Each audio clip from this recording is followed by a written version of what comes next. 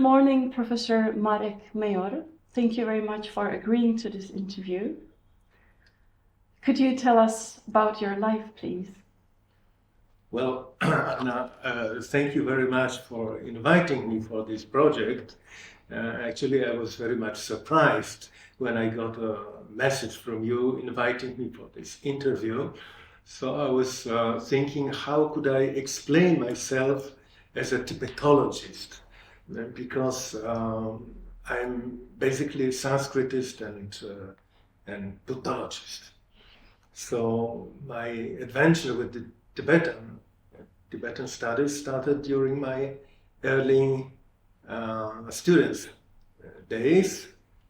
I was searching for books in our institute library, and I have found a collection of books belonging to the late Professor Władysław Kotwicz. Kotwicz was a famous scholar, specialist in Mongolian and Altaic languages.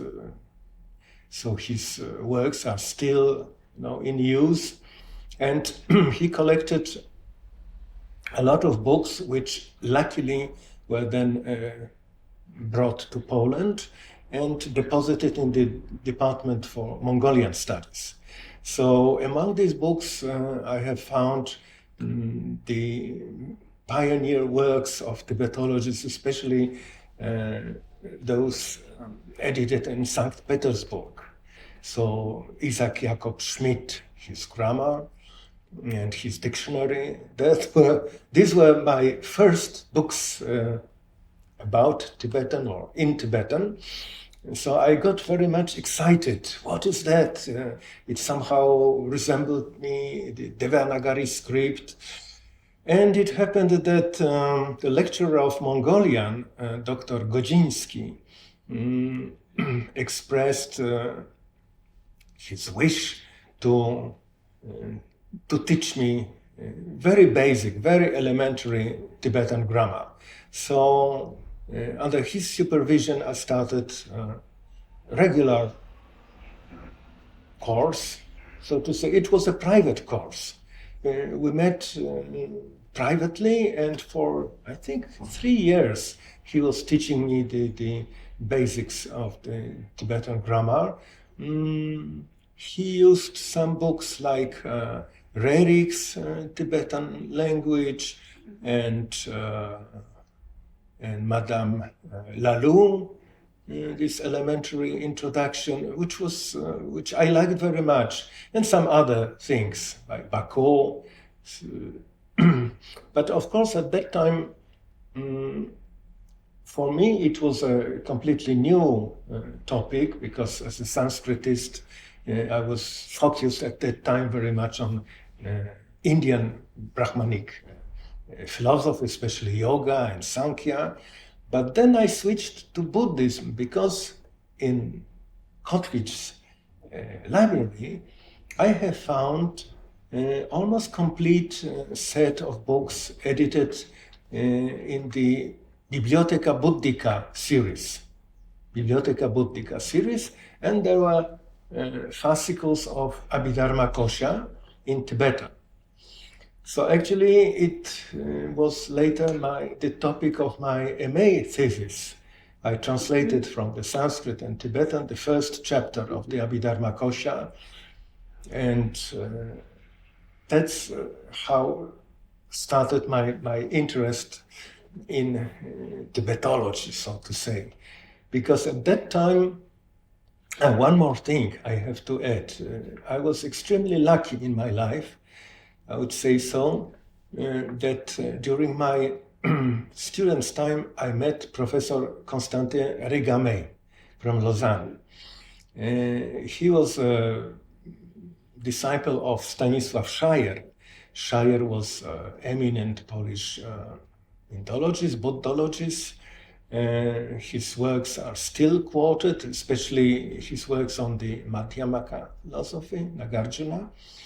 And Régamey was his disciple, and actually he had to become his successor. This is a different story. Maybe later we'll come back to this. Anyway, I got contact with Professor Rekamey, and he was so kind as to invite me privately to Lausanne. So with $10 in my pocket, hitchhiking, I went to Lausanne, 48 hours non-stop travel. It was very funny. And I stayed with the Regameys for a couple of weeks, and then in another place, but I regularly attended, so to say, seminars. We were reading, what was that? Vinishya Upali Pariprichha, which was just recently edited. It was a doctoral dissertation by Regamey's student, Father Piton. Mm-hmm. So we read fragments of that text. So my formation is, so to say, a very old school, old schoolish. When Tibetan was an auxiliary for Buddhist studies.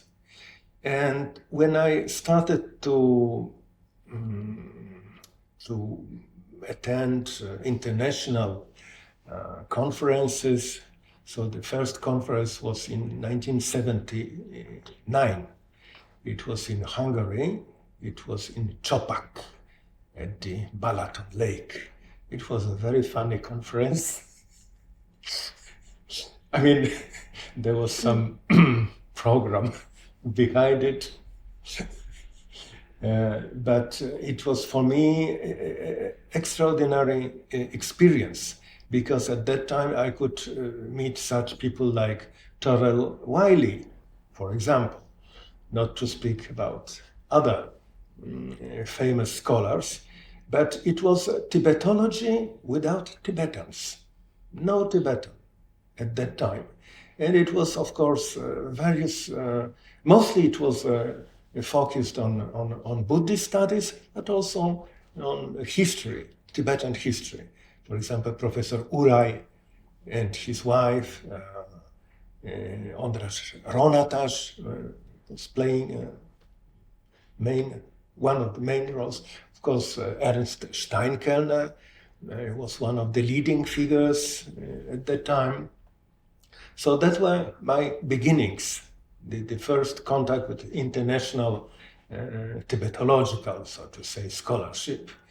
And then I was in close contact with my Hungarian colleagues, because at that time, at the turn of 70s and early 80s, it was Hungary which was, so to say, the stronghold of Tibetan studies. There was really a great, there were great scholars like József Terék, Ronatas, György Kara. He was not a Tibetologist, properly speaking, but somehow he also engaged in those studies. Of course, Luis Ligeti, who is the most senior and the most important figure in Hungarian Oriental studies at that time. And whom I forgot to mention? Oh, Géza Urai, of course, and Géza Betlenfolvi, my good friend of the old times. So there was a bunch of scholars, so to say, with good library, and for that time it was really good library, and it was a great advantage for me, because at that time it was not so easy to travel, you know. And since Hungary was close, so it was for me very easy to travel to Budapest and take advantage of their library, because we didn't have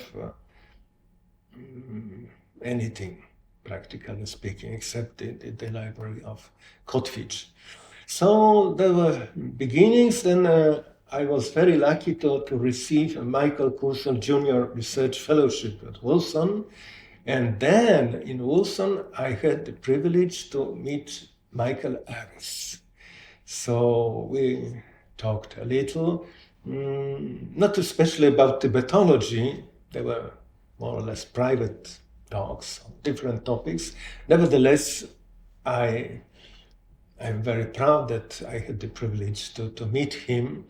But at that time, I think that there was nothing about Tibet or Tibetan studies in Oxford. In London at SOAS, there was Professor Snellgrove and his disciple Tadeusz Skorupski, my good friend, with whom we later had very close contacts, but not in Oxford. So when I came to Oxford a few years later, in '84, at the invitation of Professor Matilal, it was for one term only. We were reading some portions of the Pramana Vartika of Dharmakirti, and Professor Matilal was very much interested in my Tibetan contribution. So I prepared the Tibetan translation of this fragment, and he was listening with interest because, of course, he was more than excellent Sanskritist. My dear friend Jim Benson could say something more about it. So that were the beginnings, and then I remember two very important events. There were another conference in Hungary, it was in Visegrad, to commemorate the bicentenary of the death, I think, or birth of Alexander Csoma de Kőrös, who was regarded as a father of Tibetan studies. So it was a big event, and also the number of the most eminent scholars of that time. 2 volumes of articles were later published. They are still in use. But again, it was a conference on Tibetan studies without Tibetans. And no Tibetan phrase was even expressed. Because I remember when I was studying with Professor Regame, so I was curious about the pronunciation. But he told me that for the purpose of Buddhist studies, it is not so important. Maybe I do not say something wrong about he was a great linguist. Of course, he knew the pronunciation, but he said that for the didactic reasons, there is no use to. It is better, to pronounce it as it is written. But then there was a hypothesis that the original pronunciation of Tibetan is just like that. So, for example, I remember that Professor Zagasta, a Mongolist and Tibetologist from Bonn University, he confirmed that when he studied the Balti language, or even Ladakhi, there are proofs that those consonant clusters, they are still pronounced as they are in Balti language. So it is an intermediate proof that in Tibetan originally it could be like that, unlike today. Anyway, that was this second conference. And I think the next conference in 1885 in Hohenkammer in Germany, that was the turning point, at least in my opinion. It was Csoma de Kőrös meeting. I don't think so. It was just international Tibetological conference. I don't remember the proper name. A volume of papers, proceedings, later published by Helga Ubach and Panglung. And I don't remember the official name of that conference. Yes, and the first conferences were called Csoma the Kőrös conference or symposium or whatever. So it was, they were connected closely with Csoma the Kőrös. And I know that the Vienna conference, which was in 91, I think, it was also called Csoma the Kőrös Symposium, because then there was a shift from Budapest to Vienna. Vienna took the leading part. I think so. Anyway, this Hohenkammer conference, in my opinion, was a turning point, because for the first time there were Tibetans, not many, just a few. Mostly, I think, those who were already settled in Germany, especially from Bonn, from München. So there was a very small group of them. Nevertheless, they were present. And I remember it was a shocking experience that Tom Tillemans, then a young, very promising, great scholar, involved in a discussion on grammar. It was the question of the dak and shen. He devoted a special book on that. Anyway, he was discussing on an equal level with the Tibetans, so it was a shocking experience for all other people. There was also Janet Giertso present at that time. So in my opinion, it was a turning point, that it showed a new generation of young scholars who speak fluently Tibetan, who studied. I think that George Dreyfus was also there, who then became, I think, the first geshe, maybe the first to obtain this title, this degree. So I think that from that point, Tibetology became, or started to become, a discipline in its own right, because many contributions were on sociology, on Tibetan history, different aspects, anthropology, and other things, and Buddhist studies. I mean, Sanskrit, Tibetan things were pushed aside, because simultaneously another association was established, namely the International Association for Buddhist Studies. So it was now a break between Tibetology and Buddhology. And Sanskrit, of course, was quite different. So there were three associations cooperating, because many scholars were, circumambulating these three associations. But at the same time, I understood that I cannot regard myself as a Tibetologist, because I am not a Tibetologist. I do not speak Tibetan. The only Tibetan phrase is Tashitelek. And then I focused only on Sanskrit and Buddhist studies, because this is beyond my capacity. I mean, the proper study of Tibetan history and so. So I'm personally mostly interested in the Indo-Tibetan Buddhist texts, also to some extent with Dunhuang materials,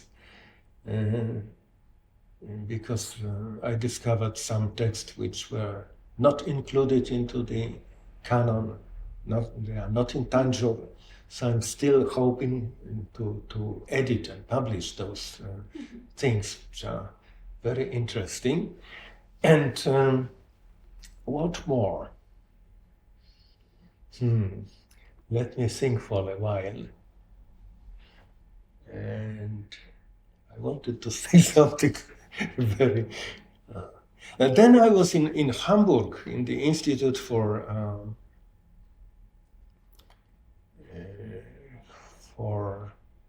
the history of Indian culture and Tibet. So it is also interesting from the terminological point of view that Tibet was attached to Indian studies. So it was the case also with Vienna Institute.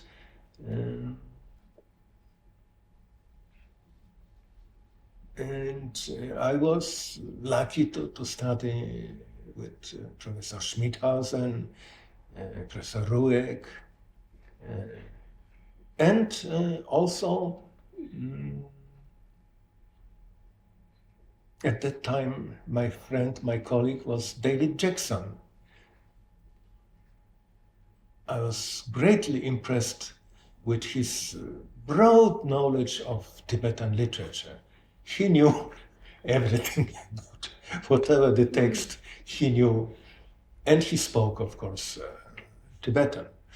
So I derived quite a lot of help from him. And at that time, I participated in a conference. It was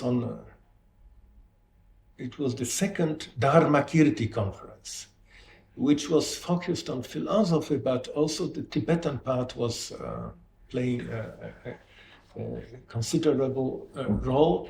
And at that time, I presented a paper on the date of Tibetan translations of the Pramana Samuccaya and Pramana Vartika. So I was very proud that this paper was then included not only in the proceedings, but also it was one of the sources for the monograph by Steinkellner and Much, the survey of epistemological Buddhist literature, because I could establish some dates of the early translations of the Pramana works. So that was my small contribution also. But what I wanted to say, now I remember, it was, I think, in 1985 that I introduced for the first time in the university curriculum the classical Tibetan language. So from that moment, Tibetan became one of the languages which were included into the curriculum of the Oriental Institute. So one of my first students was Agata Bareja-Starzyńska, Mongolist and Tibenologist, now the head of the department for Mongolian and Tibetan studies. So for many years we collaborated, organizing some small seminars, conferences, and editing proceedings of those conferences in which Tibetologists were taking part.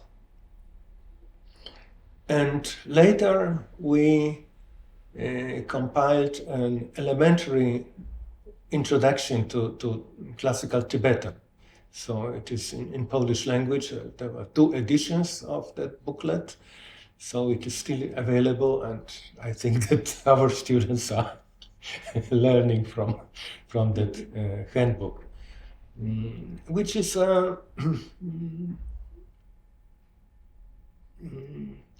it has some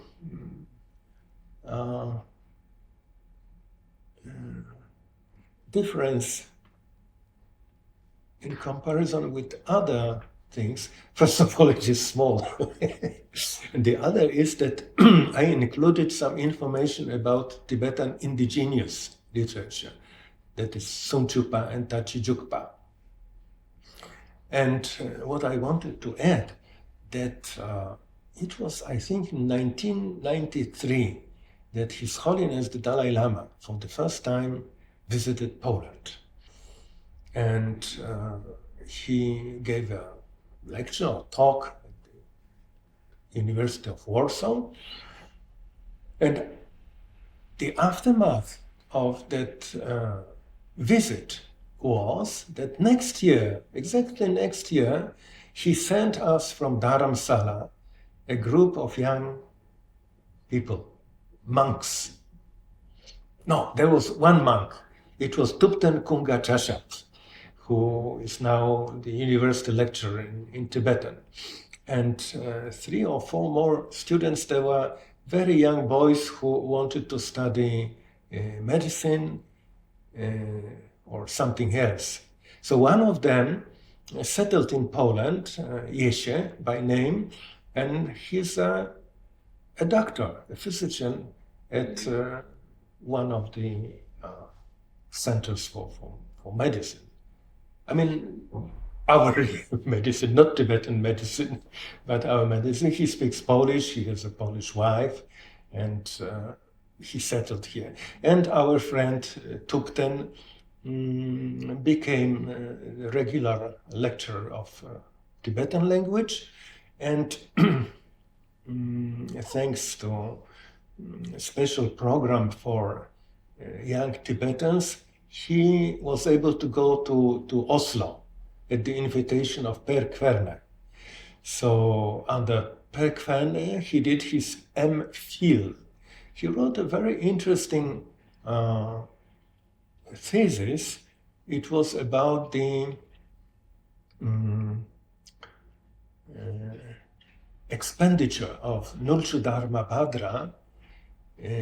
So there were some lists of items, of donations, of these activities, we would call it material activities concerned with the functioning of monasteries and so on. So this topic was not earlier, was not touched upon, so it is very original, very important work. So Tupten, after coming back to Warsaw, he enrolled on the doctoral project, and I became his supervisor. So we were teaching each other because the subject matter of his doctoral dissertation was Tibetan grammar. It was a Nulchu Dharma Bhadra's commentary on the Sumchupa and Tachijukpa. So it was for me a completely new topic. So I learned from him, but he learned also from me other things. And finally, he defended his doctoral degree, and his dissertation was published in a book form. But I'm afraid it is not very popular or widely known, because the number of copies was very limited, maybe 100 or 200, I don't know, very limited. Anyway, I think that it was that he was the first Tibetan, at least in Europe, or maybe in the United States also, who took the doctoral degree at a Western university, and moreover that the topic of his dissertation was Tibetan grammar, so-called traditional Tibetan grammar. And what to say more? I was also working at another university in Poland, in Poznań, Western Poland. So I was able to establish their department for Indology, including Tibetan, because it happened that also Tupten and Agata also joined as a second position, also teaching in Poznań. So we created a line of studies, Sanskrit and Tibetan. So it was something new. At the beginning, there was an enthusiastic reception from young people, students, also non-students. They were Tibetan, Tibetan. There was such a wave of interest in Tibetan. But after maybe 2 or 3 years, this interest slowed down because young people, they understood that it's not so easy. It is not just repeating mantras like this, but it is a hard work to learn about those particles, and Tibetan is not so easy. So afterwards, only very few students were continuing. So it was somehow frustrating. And finally, it was stopped. Sorry. When was it? When did you establish? So we established a regular courses in the regular program for the Indo-Tibetology started in 2007, but I think that 1 year earlier it was my initiative that I introduced the course of Tibetan. So I had at that time almost 40 people in a small room.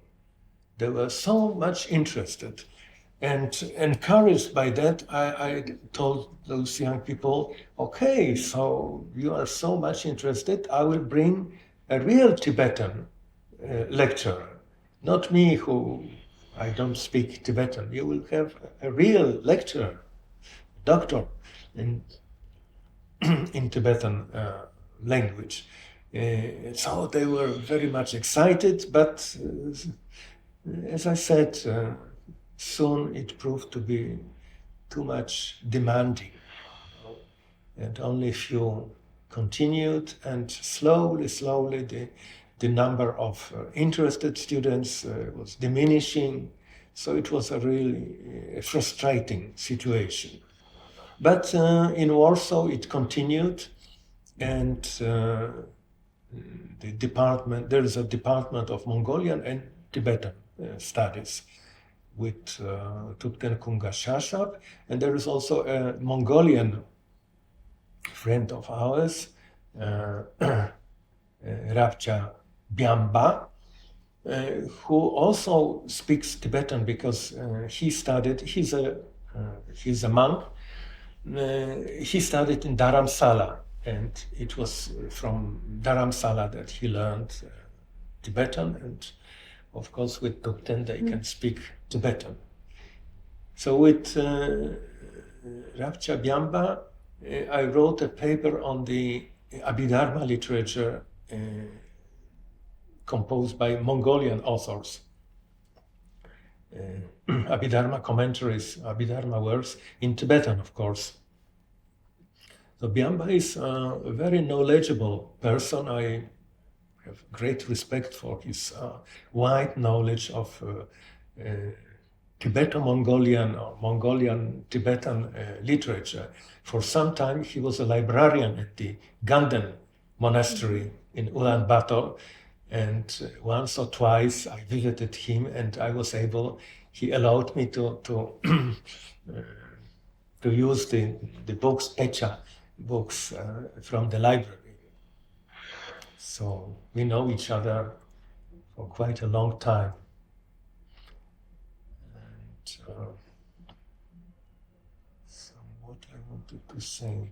I would like also to mention one person from Krakow who is, he doesn't hold any academic position, but he is regarded as one of the leading translators of literature.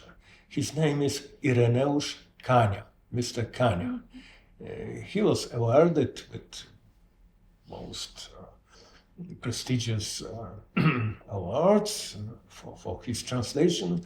He's a remarkable person for his knowledge of languages.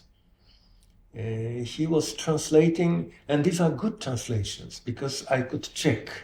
So, for example, he translated from the Sanskrit Shatakatrayam of Bhartrhari. So I could acknowledge that it was a correct translation. But then he involved in translation of Tibetan texts. So he translated, for example, the Bardo, the whole thing into Polish. He translated the, what is that, by Sakya Pandita, this Leksie, this splendid words, or how to translate it, splendid aphorisms, and something more, I don't remember at the moment. Anyway, his contribution to Tibetology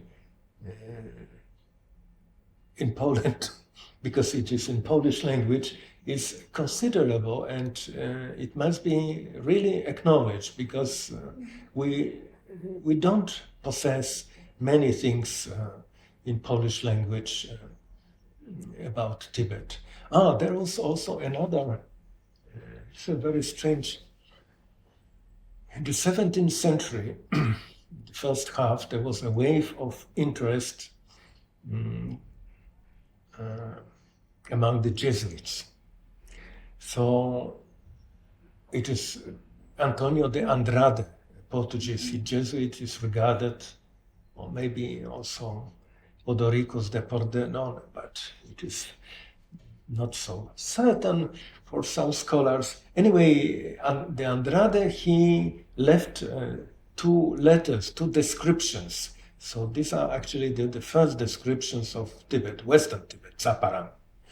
So me and Kania got very much interested into this, because this booklet was translated from the Italian, I think, or Latin into Polish. The Jesuits had regularly sent to the general of the order to Rome their reports. So these reports were then included into yearly books, and they were also published separately. So this separate book on the Great Kingdom of Tibet by Antonio de Andrade, it was translated by a Polish Jesuit, Fryderyk Szembek, who is an important figure of the time. So this booklet was published in 1628. So it means very soon after the first journey of de Andrade, which was in 1624. And it is a very interesting book. So Mr. Kania translated from the original Old Portuguese into Polish, and I wrote a large introduction giving the background and comparing with other sources of the 17th century, because later on there was a very famous book by another Jesuit, Athanasius Kircher, China Illustrata. The title is extremely long, so usually these two words are only quoted. And that was a real encyclopedia of Far Eastern things.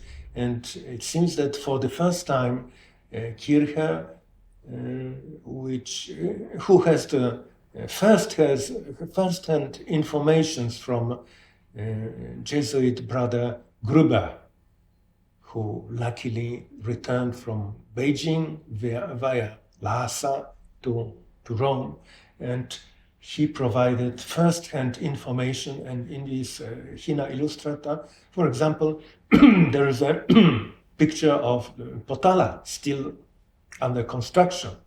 So this is the first, so to say, first picture of Potala. So that's what I can say for the moment. When and how did you started teaching in Warsaw? So, as I said, it was in 1800. Oh my God, what I'm 1985. I introduced a regular 2 years course in classical Tibetan, and I have forgotten to add that at that time I was in touch with Professor Michael Hahn, the author of the famous Lehrbuch of the classical Tibetan language. So he was kind enough to send me a few copies of his handbook. So I was using his handbook as the basic material for the course. So that was the beginning. That was within Indian studies or Buddhist studies? Yes. It was. I was belonging to the department of Indology, so it was in the department of Indology. I remember that your compatriot Susanna Wokurkova also visited our institute, Oriental Institute, and for some time she was also taking part in a seminar. We were reading together with Agata Bareja-Starzyńska and Małgorzata Religa, a sinologist, and also Tupten was joining us, and Susanna Wokurkova was there, and we were reading some parts of the Sadharma Pundarika Lotus Sutra in Sanskrit, Chinese, and Tibetan. So it was very interesting experience. How did you get interested in Indian culture at the first place? And Sanskrit? It was a very funny thing because I was at that time, I think 15 or 16 years old, and my classmate once said that his uncle, he's practicing yoga and he was in the Himalayas.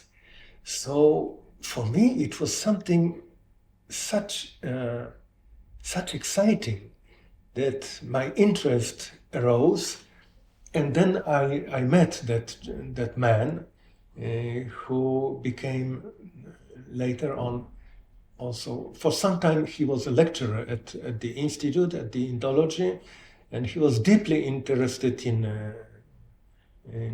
Brahmanic philosophy and especially in yoga, Patanjala yoga. So I got in touch with him, and he became my mentor, introducing me into the philosophy and also some beginnings of Sanskrit. So under his influence, actually, I joined Department of Indology at the University of Warsaw exactly 50 years ago. Why did you find so interesting about it?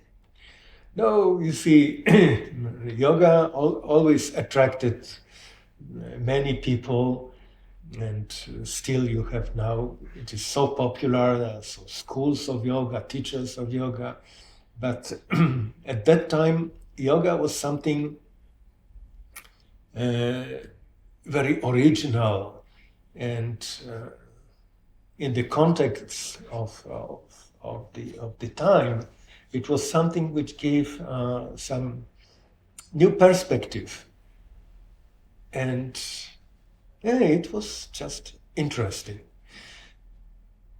So that's the reason that I choose that way. But slowly I was changing my way and finding my own path, so to say, and Buddhism attracted my interest.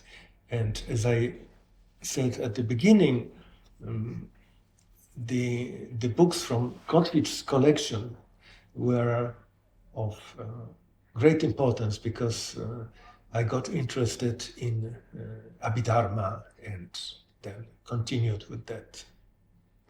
And as you said, you discovered the Tibetan books. What do you think was so interesting in the Tibetan scriptures for you? No, first of all, it was just excitement that I have found something which was looked like Devanagari, was somehow similar, but at the same time it was dissimilar, completely different. And nobody had an idea about it, nobody did it. So I was just curious to learn something. So at the beginning I had no idea whatsoever. Just I wanted to know the script. So when I knew the script, and so one step further was to learn a little bit of grammar, and then I learned that a great mass of Buddhist literature was translated into Tibetan. So step by step I was going deeper and deeper. How was it studying in Poland in the early 70s? How do you remember it? No, it was a hard time because we were practically cut off from the Western academia. So there were practically no contacts, no books. So I had to rely on those books which were available, old books, 19th century books or early 20th century books. So for me, it was the most important. For many years, I was West-oriented because Western universities, Western libraries offered me enormous collections, enormous access to the literature. So for many years I was not interested to go to India in that way. Now it has changed. Now I'm very frequently going to India, especially to Nepal, because in Nepal I am searching for the Buddhist Sanskrit manuscripts. So that is most exciting for me. And I am attending, watching the rituals in which the Buddhist texts are still in use, the Prajnaparamita books. So that is what fascinates me very much. Because in the early Mahayana texts like Saddharma Pundarika, Ashtasahasrika, many others, Vajrachedika, there is a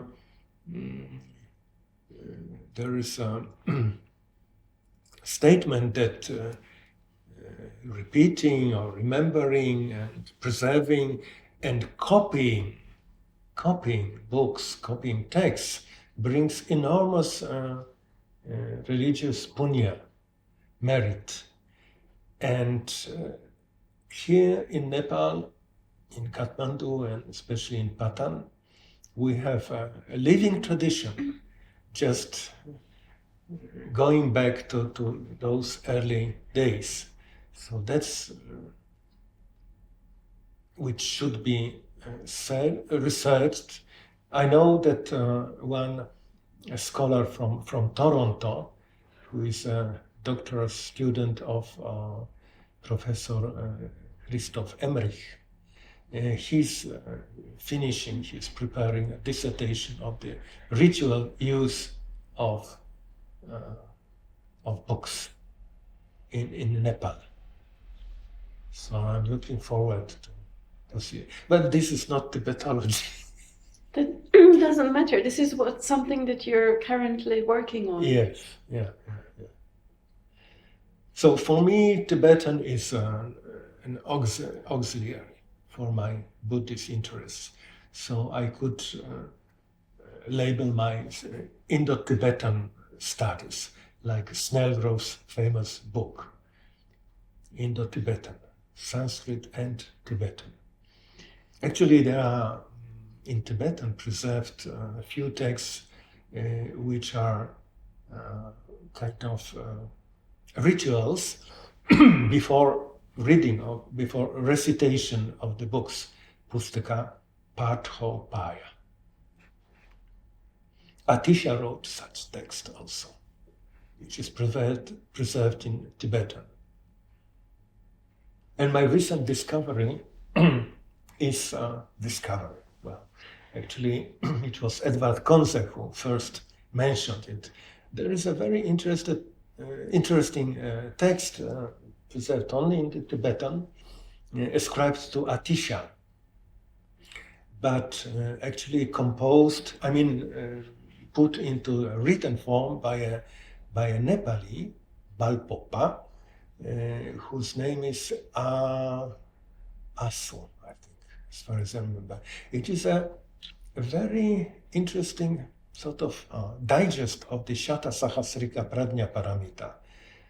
Pradnya Paramita in 100,000 stanzas or lines. So I have prepared an edition of the text because it is extra-canonical. This is extra-canonical, rare text. And it contains very interesting formulations. So I'm still pursuing Tibetan studies, but these are Buddhist studies, essentially. In fact, you are moving towards fieldwork. You are combining textual studies with fieldwork. Well, to some degree. I didn't visit Tibet. So my contact with Tibetan culture is from Dharamsala, from Nepal, Kathmandu, Bodhnat, and Ladakh, which I visited a few times, and I visited many gompas, and twice I was invited by the vice chancellor of this Buddhist university in Le Choglamsa. So I gave 2 lectures there. So for me it was a very, very nice experience. I was talking to the audience consisting of professors, lamas, and monks, and lay students. So, when were you able to travel to India?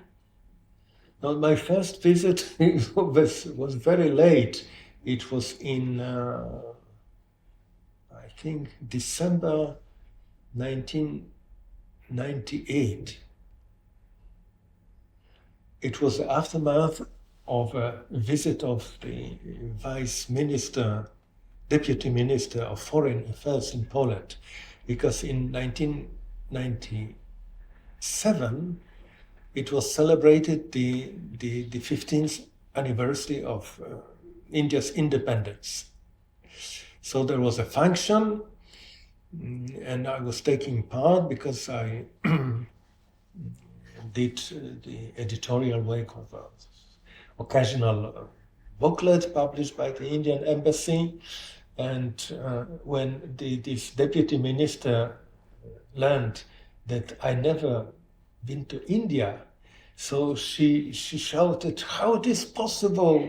And she called immediately one of her, officers or one of the diplomats and write his name and he must go to India. And I did not believe it, but soon an official invitation came and I was invited as a distinguished visitors program. So I was lucky that during that short time I could visit many places. Mostly it was a tour visiting the Buddhist places like Bodh Gaya, Nalanda, Rajgir. And then on my own I went to Dharamsala. So I tried to even contact His Holiness, but there were a lot of Tibetan pilgrims, and he always gives priority to Tibetans. And I, of course, understand it. So that was my first visit to India. And then I was going, mostly on my own. And how was it for you coming to a Tibetan place after spending so many years studying Tibetan culture? No, actually, or texts, at least.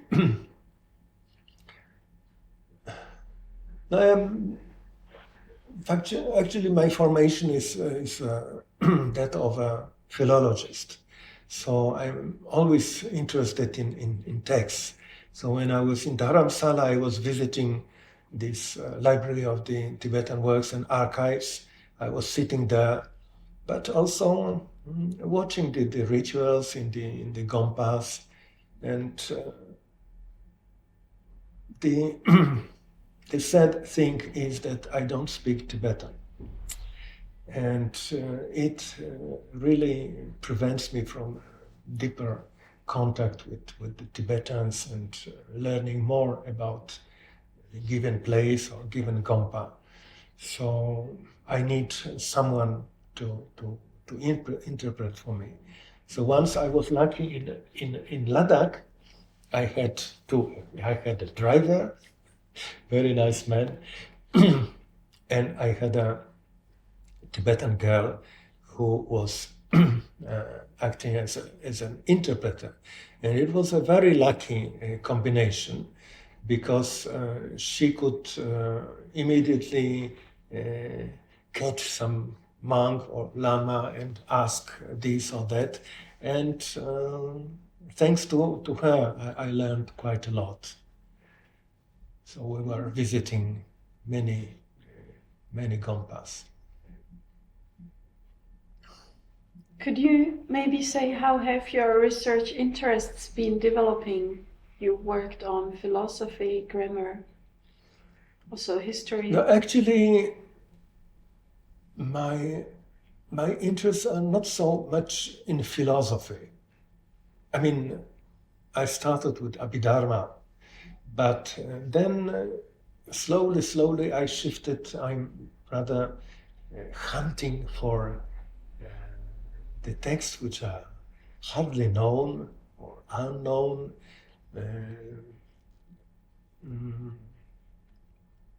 bilingual, I mean Sanskrit and Tibetan versions, and I would call it a history of Buddhist literature rather, and philology. So for example, I was very much excited that many years ago I discovered a few texts in the Dunhuang collection, Stein collection, which are not in the Tanjung. They were, for some reasons, they were not included, and they are still not edited, but I still hope that I will do it. And these are important texts, having reference deeply with one of the most important doctrine of Buddhism, causality. As you mentioned, His Holiness the 14th Dalai Lama, have you been maybe involved with his visits to Poland? No, not as an organizer, but I was attending, I think, 3 of his visits. And the last visit was in 2010. And he also gave a speech at the University of Warsaw. And at that time, I had occasion to talk to His Holiness more directly. I asked him about some details from his autobiography, because there is one name mentioned by him of a Polish gentleman who was in India since middle of the 30s, and he was an engineer, very skillful engineer, who collaborated with Gandhi, and he was extremely helpful, sort of a charitable person. And after the how to say, escape of His Holiness to India, he was also very much helpful, to that extent that Dalai Lama mentioned his name in his autobiography. And when I asked him directly, he smiled and said that this man was really a genius. He was so helpful, so kind. So he still kept the memory of that man, who passed away in 70s in Bombay, I think. Yes, in Bombay. That's the story. So with His Holiness, we have strong connections, I would say, because it was thanks to him, due to him, that Thupten Khunga came to Poland in 1994 as a lecturer. At that time he was a monk, but then he was allowed to derobe. His Holiness gave acceptance because it was not possible to practice. There is no temple in Poland, Buddhist temple. There are some small communities, but there is no, so to say, general temple for Buddhists. Our authorities are rather reluctant, to say the least. And the next event I would like to mention, His Holiness presented a manuscript copy of the Vajrachedika, the Diamond Sutra. Very nice copy, black paper with golden letters. So there is a community of Buddhists in the city of Szczecin in northwestern part of Poland. There is a library, big library, and he presented to that library. And the idea was that this, from this copy of the Diamond Sutra will be done Polish translation. So finally I did it. So I translated this into Polish language, and it was published in a book form, and also an audio CD was attached. So the whole text was read by a lecturer. And also there is a Tibetan audio, a Tibetan is reading in Tibetan the whole text. But now it is rarity. It is only available from the web page of, it's called, I think, mahayana.net for those interested. So this is still available.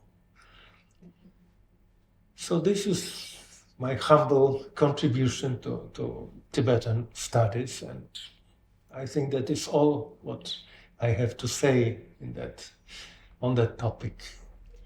You've been also involved with the Polish Academy of Sciences. Yes, I became just recently a member of the Polish Academy of Sciences, but so far nothing on Tibetan studies has been done. I hope that newly created Center for the Study of the Cultures of Silk Road, that within that program, that project, will be able to invent some project dealing with Tibet or Tibetan culture.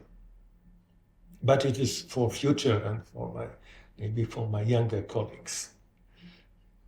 Actually now my friend, my colleague, Professor Agata Baria-Starzyńska is more involved into Mongolian and Tibetan studies, and she is attending many conferences. Before, our frequent guest was the late, lamented Elliot Sperling, who very often attended our conferences, and he contributed very important papers.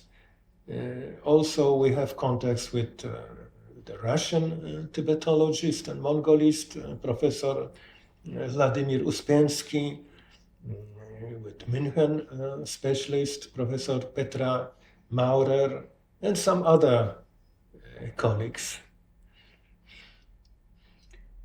And then you are the president of the Polish Oriental Society. I was. You were. I was. Now I am a member of the governing body.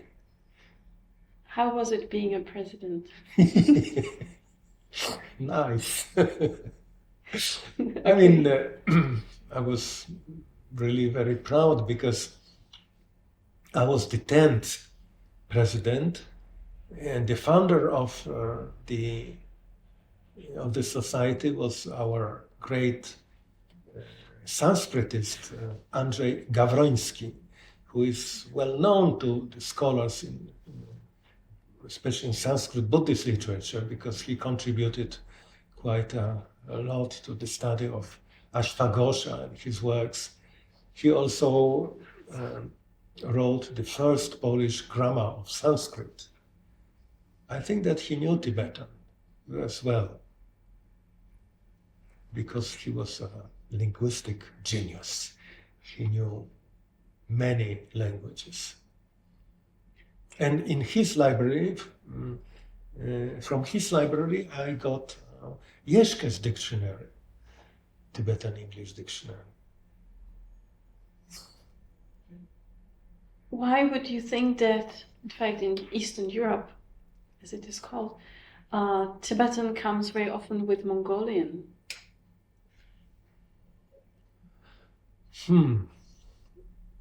I think that is quite a natural combination, because everybody who deals with Mongolian language, Mongolian culture, Buddhists in Mongolia, understands the close ties or fundamental ties with Tibet, also with China.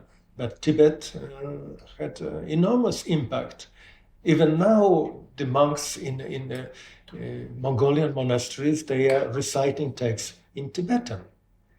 And slowly there is a process of translating into modern Mongolian, but basically they are using the Tibetan, not understanding what they are reading. But phonetically, they can read, they can recite it. So I visited many gumpas in Mongolia, and I saw the Tibetan books are everywhere, especially Diamond Sutra is extremely popular. And these texts are in Tibetan, not in Mongolian. Although the canon was translated into Mongolian, the monks, for their liturgical purposes, they are using Tibetan texts. So for them, Tibetan is the sacred language, as for others, Sanskrit is. in your life, would you think that being involved with Buddhist philosophy a lot has somehow influenced your viewing of life or approach to daily practice? Yes. My answer will be short. Yes. Okay. It influenced. Yeah. Can I ask how, or can I not ask? No, this is. I couldn't say there's something particular, but generally it gave me the wider perspective and perhaps deeper, better understanding of many things and a kind of calmness. Shanti, shanti, shanti. Did you develop some interest in Western philosophy as well? There was at some point, yes, I was very much interested in ancient Greek philosophy, and then also in medieval philosophy, in logic, because yes, I wanted to make some comparison to have a Western background. But then I lost interest in philosophy. No, it's a different thing. Would you have a favorite philosopher? Among anyone? Anyone favorite? I think that Vasubandhu, also Nagarjuna, and Aristotle. Oh, actually, during my first stay in Oxford, the atmosphere of Oxford made me interested in ancient philosophy. So I was collecting books on early Greek philosophy, and also Thomas Aquinas attracted my attention for very, very limited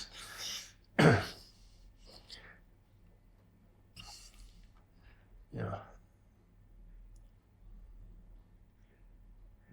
Throughout your career, how would you think that our approach or interpretative frameworks of Tibetan Buddhist studies have been changing? Or our view, our approach to Buddhist studies? No, I think that the basic process started at the beginning of the 80s, when a new generation of young scholars, those who were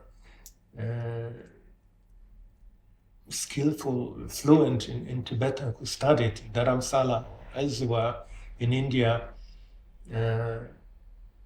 and they gave the new approach to Tibet as such, to Tibetan culture. Of course, there were different approaches. One approach connected with Buddhism, with history of Tibet, sociology, anthropology, but also from the other political, so to say, point of view. And there is a large amount of literature connected with the current situation of Tibet and the future of Tibet. There is one colleague whom I should mention now I remembered. His name is Piotr Klawkowski,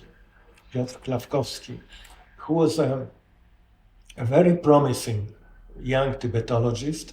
He happened to stay in Delhi for 2 or 3 years in the institute, in the academy, international academy, founded by Raghuvira and then directed by Lokesh Chandra.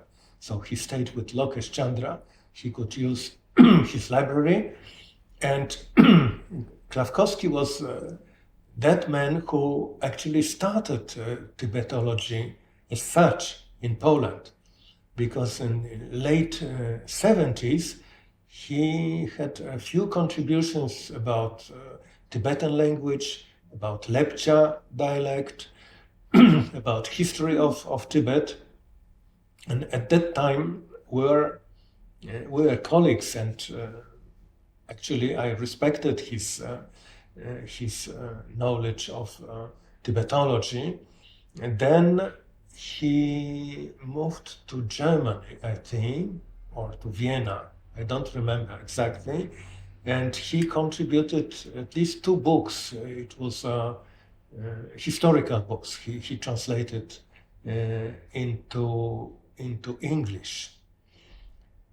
So at the turn of 70s and 80s, he was the Tibetologist, Polish Tibetologist, and we hoped that he will be the leading scholar in the field. But then it happened that he moved to Norway, and for some reasons he changed his mind and absolutely withdraw the Tibetan studies, and for many years he stayed in Norway, I think for family reasons. And he got interested in Scandinavian and Norwegian mythology, folkloristics, and that kind of things. And only, I think, maybe 10 years ago, something like that, maybe more, he returned to Poland, and there were some expectations that he will revive his Tibetological interest, that he will contribute, but he didn't. I met him 1 or 2 years ago at the international conference on Ladakhi studies, and he is doing something, but not publishing. So, if I may say so, it was a great loss to especially our Tibetology, because under his guidance, I do hope that many younger students would get interested into Tibetan studies, and he could create a sort of school, because he was more Tibetan oriented, not like me, Sanskrit, Buddhist, Tibetan studies, but he was more interested in the history of Tibet and the indigenous historical literature and linguistics also. So this is important addition to what I said before. So it is not much. There are countries which are much more richer in this respect. In Prague, there's Professor Kolmasz, famous Tibetologist. About Hungary, we spoke about it. Russia has a very rich tradition of Tibetan studies, of course. Germany, France, England. So then you had to be the first to introduce teaching Tibetan. So I think, yes, teaching, yes, certainly. There were some very closed seminars or lectures on linguistic aspects of Tibetan language, but it was me who introduced for the first time regular courses in classical Tibetan. Yeah, with very successful students. Yes. How was it establishing teaching of Tibetan and also some learning on Tibet out of very little, or after this isolation of the communist regime, or in general, how was it in Oriental studies in the early 90s and then in the 90s, and when you were teaching?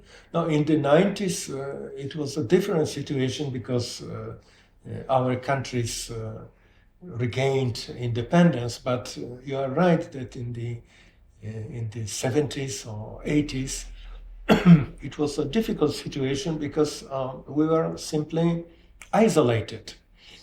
But the situation has changed, I think, in the 80s because me and some of my friends were able somehow to travel, to get contacts, and with the help of our colleagues, of our mentors, of our teachers from abroad, from Western Europe, I would like to express my deep gratitude to Professor Steinkerner, Professor Schmidhausen, and Professor Gombrich, and many other great scholars who, in this or other way, were helping us.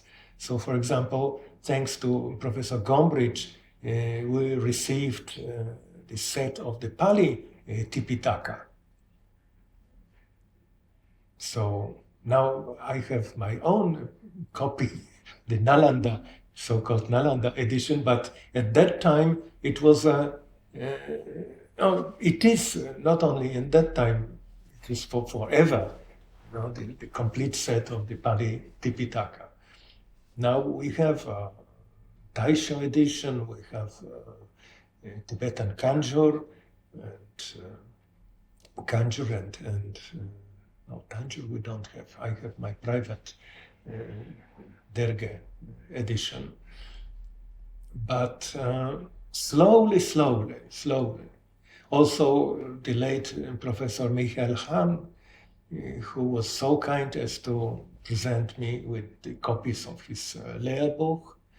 So, with the help of many people, Kalyana Mitras, really Kalyana Mitras, their friendliness, so we could step by step, slowly, make some progress and build, this field of studies, of research. So I'm deeply grateful to all of them. How does the department look like now? So actually, in 2008, the institute was reorganized and it became a faculty. So it is a faculty of Oriental Studies now, which is divided into bigger units, which are called cathedra, that is chair, literally speaking, and departments. So there is a chair for South Asian studies, that is Indology, and there is a department for Central Asian peoples. So this is official name, but actually this is department for Mongolian and Tibetan studies, in which both languages are taught. So, and I think that outside that department, there is no regular study of Tibetan in Poland. Yeah. So that's wonderful that it exists. Yes. I'm very happy. The only problem is this diminishing number of students. But almost every colleague with whom I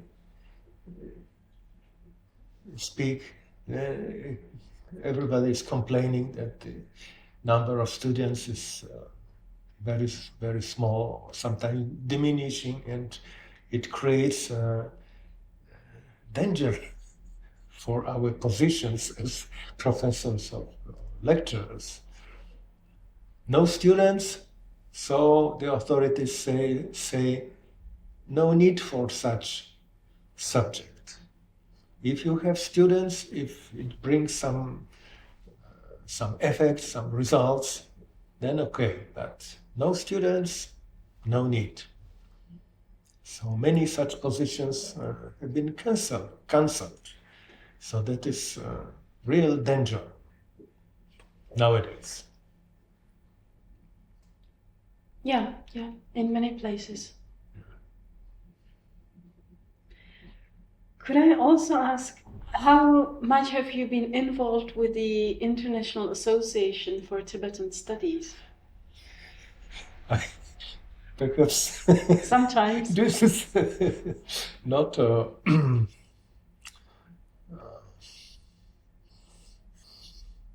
not a good question, because my answer would be I'm not a member of the Association of Tibetan Studies, because, as I said, I do not regard myself as a, so to say, full-fledged Tibetologist.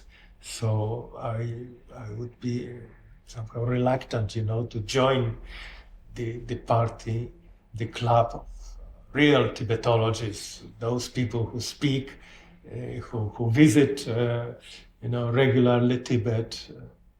I didn't. That's not their definition of a Tibetologist. You would be very invited. Thank you. And what about the International Association for Buddhist Studies? My answer is positive. I'm a member of this. And we shall see, the coming World Conference is scheduled for August in Seoul. But under the circumstances, it is not certain that it will happen. Maybe it will be postponed. We don't know. The recent news from South Korea are not very optimistic, I'm afraid. But 1 year later, it's not so bad. How have you seen the developments and changes of the association over the years? You mean which one? The Buddhist Association. No, I mean that it is growing. It is very active and dynamic, and many. It is very optimistic, to see many young scholars who are extremely well prepared, very skillful in languages, and approaching the subject from different perspectives, and I think it's developing very well. I mean, both association, Buddhist and for Tibetan Studies. So this is very optimistic, I would say so. What has your career in Buddhist studies given to you? How has it changed your life or influenced your life? I mean, yes, it deeply influenced, because my involvement into research gave me the university position, academic position, and enabled me to travel. But on the other hand, which is more important, it gave me a better insight. This is not only in terms of academic approach, but also in my way of seeing the world and people. The Shanti approach. Yes, and yes, I think the better understanding, seeing things as a process, and some hidden or deeper connections between the events, and generally a friendly approach to the world, to people. What did you find the most interesting and the most challenging in your work? Discovery. That is which fascinates, when you discover something new which has not been observed noticed by other. So that was my experience when I started to work on my doctoral dissertation, that I noticed that such great figures like Tucci, like many others, they did not notice something which I did. Very young beginner in the field. So that is really exciting when you enter some new fields and you discover some new things which have not been noticed by others. Such a joy, great joy. And the most difficult or challenging? No, the most difficult. The topic is difficult in itself. Sanskrit or Tibetan or Chinese, these are difficult languages. And the texts are very difficult, so it takes a lot of time and a lot of hard work, to go through it. And you always have this feeling that there is something more to be discovered, to be understood. So this is a work without end. Always there is that feeling that, okay, there is something more I could do with the help of others, that alone it is not possible to transgress some barriers, some limitations. So it is a sort of a struggle also. And time consuming. Over the years, I collected a good libraries. I have my own private library, so it helps me a lot.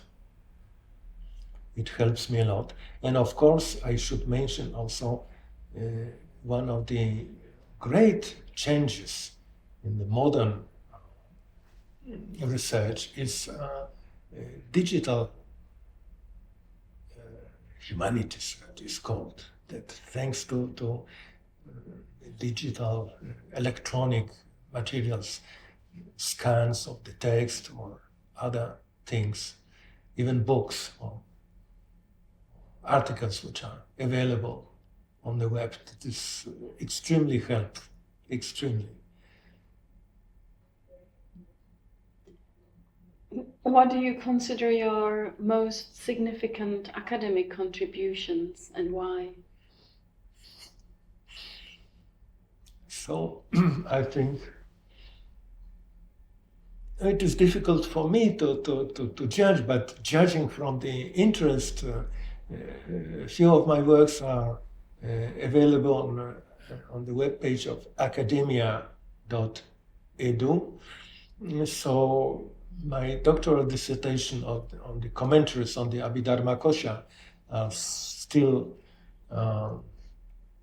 quite often quoted or referred to. Also my next dissertation, which was a study of Kshemendra's Bodhisattva Vadana Kalpalata. And so these two, I think, would be the most important, maybe. I also contributed in Polish, so I wrote a small elementary introduction to Sanskrit. So Professor Jarosław Wacek, eminent Czech scholar, alas, not more with us in this world. He liked it very much because in his review, Archiv Orientalny, he wrote that it is, he liked very much, he appreciated that I added some information taken from the traditional Sanskrit grammarians, the Paninian terminology, so it is very useful. this is very useful, he said.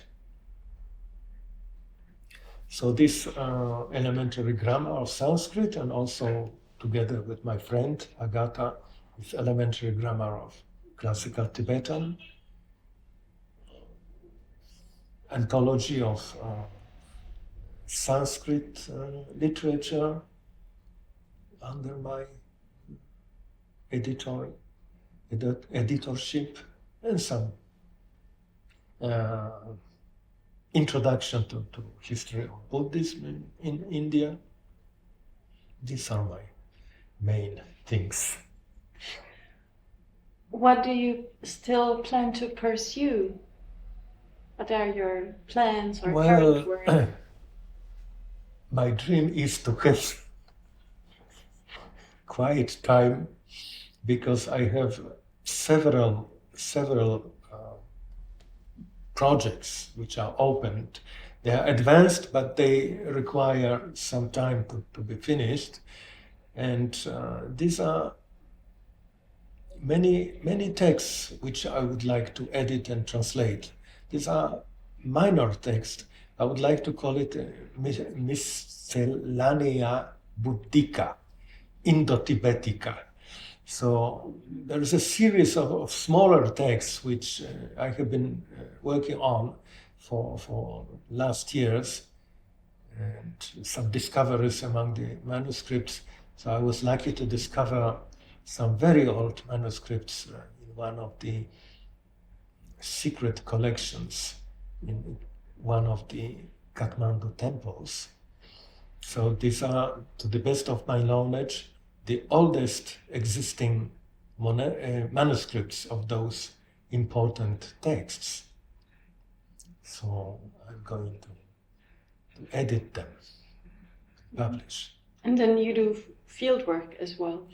Yes, to some extent, visiting monasteries in Nepal.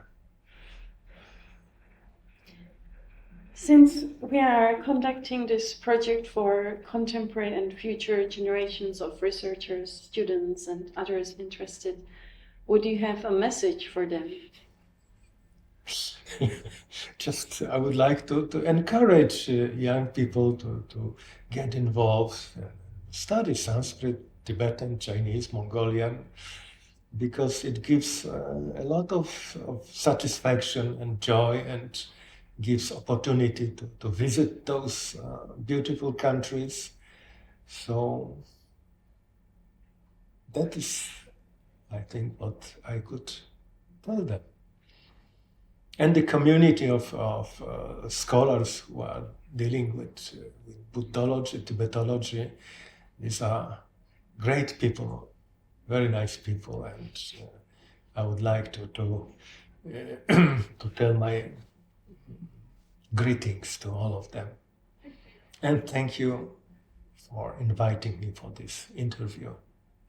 Thank you, Marek. It was a pleasure talking to you. Thank you very much.